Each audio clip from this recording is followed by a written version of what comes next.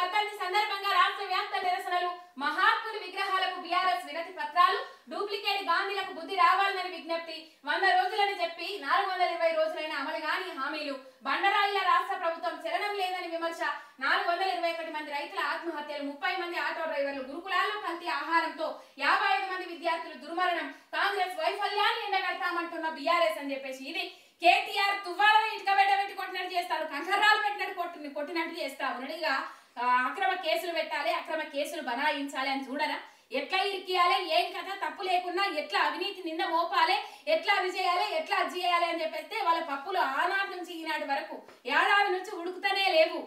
కేటీఆర్ అన్న తువ్వాలలో ఇటుకబెట్టి కొట్టినట్టు చేస్తా ఉన్నాడు నిజంగా కాంగ్రెస్ నాయకులు.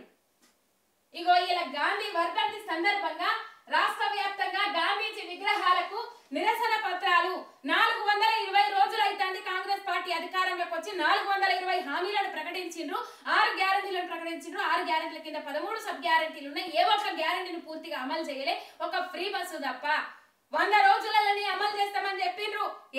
మేము తురుములం, మేము తోపులం, మాకు నిధుల సమీకరణ మస్తు ఈజీ అవుతుంది, మమ్మల్ని మించిన తర్వాతనే ఎవరైనా అని చెప్పేసి బాకాలు కొట్టిన వాళ్ళు ఇలా పాపము ఇబ్బందికరమైన పరిస్థితులలో పడ్డరు. ఆగమైంది, వచ్చిన కాడికి అందుకొని పోతా ఉన్నారట. నాకింత నీకింత అని చెప్పేసి వాటాలు పంచుకుంటా ఉన్నారట. ఆ వాటాలు పంచుకోగా మిగిలిన ఏమన్నా ఉంటే ఏదన్నా పథకం అమలు చేయాలని ముంగడ పడతా ఉన్నారట. ఈ రైతు బంధుకు 569 కోట్లు విడుదల చేసిరు కదా గట్ల. ఇక మొత్తం పంచుకోగా మిగిలిన ఏమన్నా ఉంటే అంత ఆవగింజంత గుమ్మడికాయ పంచుకుంటారు. గుమ్మడికాయల గింజంతా ప్రజలకు పెట్టాలని చూస్తా ఉన్నారు. కాంగ్రెస్ నైజం అదే, కాంగ్రెస్ విధానం అదే అని చెప్పేసి తెలంగాణ ప్రజలు దుబ్బెత్తి పోస్తా ఉన్నారు. కేటీఆర్ పిలుపు మేరకు 421 మంది రైతుల ఆత్మహత్యలు, 30 మంది ఆటో డ్రైవర్లు, గురుకులాల్లో కల్తీ ఆహారం, 55 మంది విద్యార్థుల దుర్మరణం, కాంగ్రెస్ వైఫల్యాన్ని ఎండగడతామన్న బీఆర్ఎస్ అని చెప్పేసి కేటీఆర్ పిలుపు మేరకు ఇవాళ గాంధీ విగ్రహాలకు, గాంధీ వర్ధంతి సందర్భంగా గాంధీ విగ్రహాలకు లేఖలు అందజేయ ఉన్నారు రాష్ట్ర వ్యాప్తంగా బీఆర్ఎస్ నాయకులు, శ్రేణులు, కార్యకర్తలు. మొత్తం మీద ఇది అయిపోయిందిగా. రాష్ట్రంలో కాంగ్రెస్ పార్టీ అధికారంలోకి వచ్చి 420 రోజులైంది.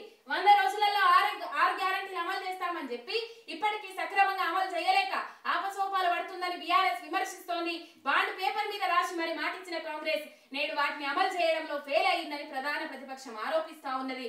ప్రతి ఊరిలో, ప్రతి వాడలో హామీలపై జనం నిలదీస్తున్న దున్నపోతు మీద వర్షం పడ్డట్టు కాంగ్రెస్ నేతలు వ్యవహరిస్తున్నారని బీఆర్ఎస్ నాయకులు మండిపడతా ఉన్నారని చెప్పేసి ఇక్కడ వార్త. ఇక ఇట్లా మోసం మరోనీయకుట చేసినాక, ఎక్కడికక్కడ కడిగి పారేసినాక, ఎక్కడికక్కడ నిలదీసినాక ఇక అది చేయాలి, అక్రమ కేసులు పెట్టాలని చూడరా కాంగ్రెస్ లో. అసలే వాళ్ళు డైవర్షన్ పాలిటిక్స్ దొరకక ఏదో ఒకటి వెతికి పట్టుకుంటా ఉన్నారు. ఆ పట్టుకున్నది మళ్ళీ బూమరాంగ్ అయితే ఉన్నది, మళ్ళీ మెడకు చుట్టుకుంటా ఉన్నది. మళ్ళీ మీరు ఇట్లా కొట్టినట్టు చేస్తే ఎట్లా సారు వాళ్ళ పరిస్థితి అని చెప్పేసి తెలంగాణ సమాజం సోషల్ మీడియాలో నెట్టర్నలు సెటైర్ల వర్షం కురిపిస్తా ఉన్నారు రేవంత్ రెడ్డి పాలన మీద.